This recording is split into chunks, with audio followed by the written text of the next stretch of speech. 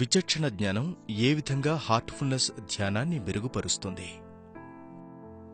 మనస్సు కలవరపడి ఉండడం వల్ల మనం సమతుల్య స్థితిలో లేనప్పుడు మారుతున్న భావోద్వేగాలు, ఇంకా మనం జీవితంలో ఎదుర్కొనే అనేక సవాళ్ల వల్ల ఆ సమయంలో ఆ నిర్ణయాలు మంచివే అయినప్పటికీ సరైన నిర్ణయాలు తీసుకోవటం కష్టంగా అనిపిస్తుంది.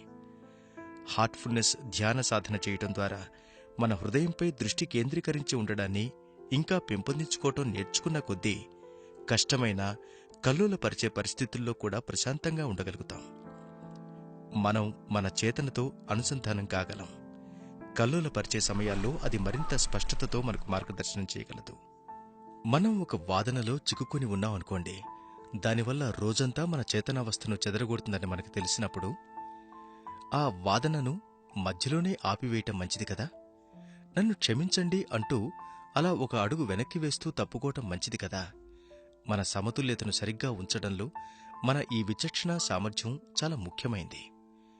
మనకు ఏది మంచిదో, ఏది మంచిది కాదో మనం మరింత మెరుగ్గా తేడాను గమనించగలగాలి.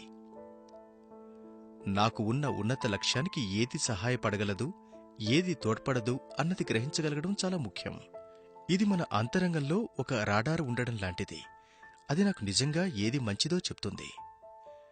అంతరంగం శుద్ధంగా ఉన్నప్పుడు అంతరంగంలోని ఈ రాడార్ మరింత శక్తివంతమవుతుంది.